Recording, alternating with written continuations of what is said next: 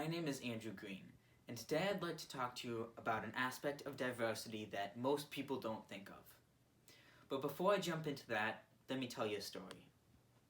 I was working at my job at a restaurant a few months ago, and a gentleman walked in and asked me, shouldn't I be in school? It was during normal high school hours, and I'm still at the age that most people attend high school, so this question was valid.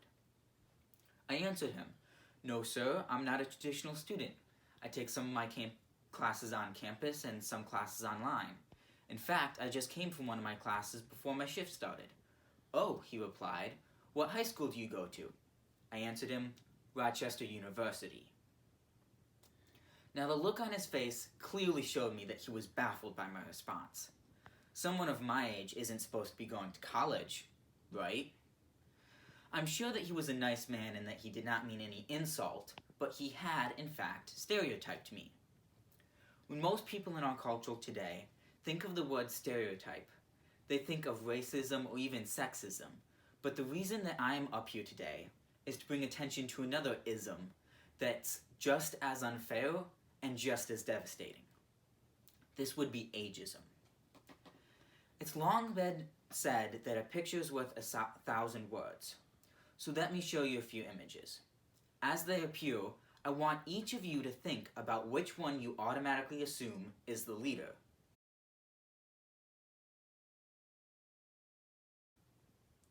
Most people, whether they admit it or not, would have thought of this one. As you can tell, this leader is male, Caucasian, and an older gentleman.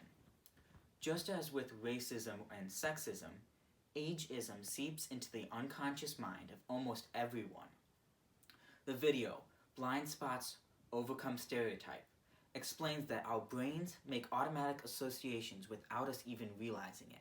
And while these associations help us make rapid-fire decisions, they can also be influenced by our potential blind spots. No matter who we are, we think differently about people simply by knowing how old they are. Some people will try to justify this by saying that younger people lack the experience in comparison to older people. While this can be true in some cases, as with any generalization, it does not hold true for everyone. If we take the time to look, there are hundreds of examples throughout thousands of years of history in which people were shocked when someone who was thought to be inexperienced succeeded in some great task.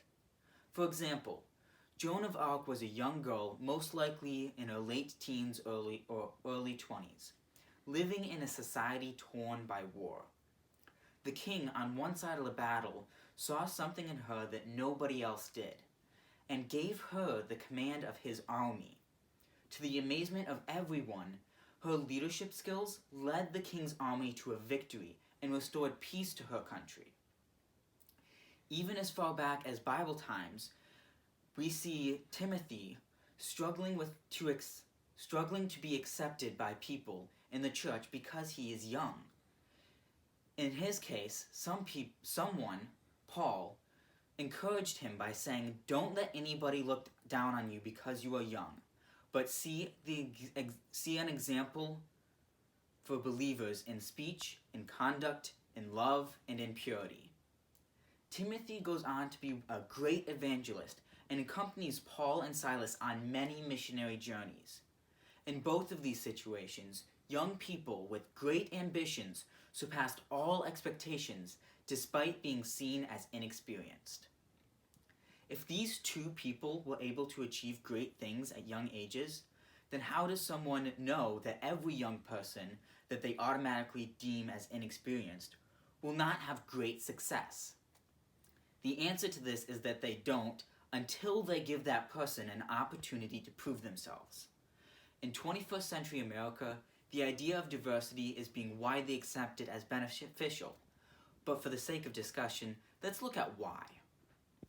The most commonly presented idea on diversity is that by including people from different backgrounds, races, cultures, ages, etc., an organization or team will gain different strengths and ideas.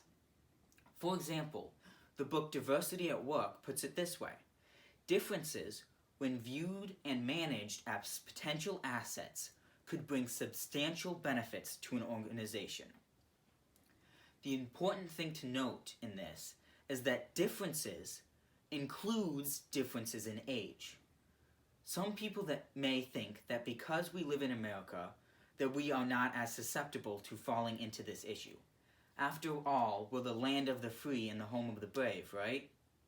We have a deep history of young people working and fighting to gain and keep freedoms that we enjoy so much in this country. However, nothing could be further from the truth. In fact, this is as much of an issue right here in America as it is anywhere else. Let me give you a couple of examples. As you can see in this graph, only 2 presidents in the history of the US have ever been elected before the age of 45. There was even a restriction in law that someone under the age of 35 cannot lead this nation. And yet, someone can join the military and die for this nation at the young age of 18. Likewise, the Congressional Research Service says that the average age of most recent Congress is 58 years old. Finally, the average age of a CEO in this country is 56, according to the World at Work website. This is the way our society is, but it doesn't have to be. There are many ways that we can change this in our society. 2 of my personal favorites come from Sharon Florentine and are establish a sense of belonging for everyone and forget fit and focus on helping the individual.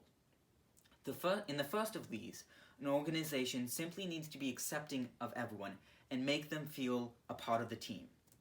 This can take on many forms and should be unique to the circumstances, but the general idea is that a team that is welcoming a new diverse member should make some sort of effort to connect to them and show them that while there are differences, there are no separations between them and the rest of the team.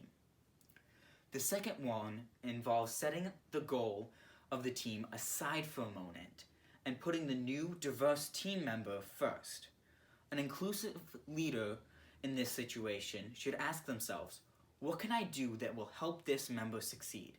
And then do whatever it is that they come up with.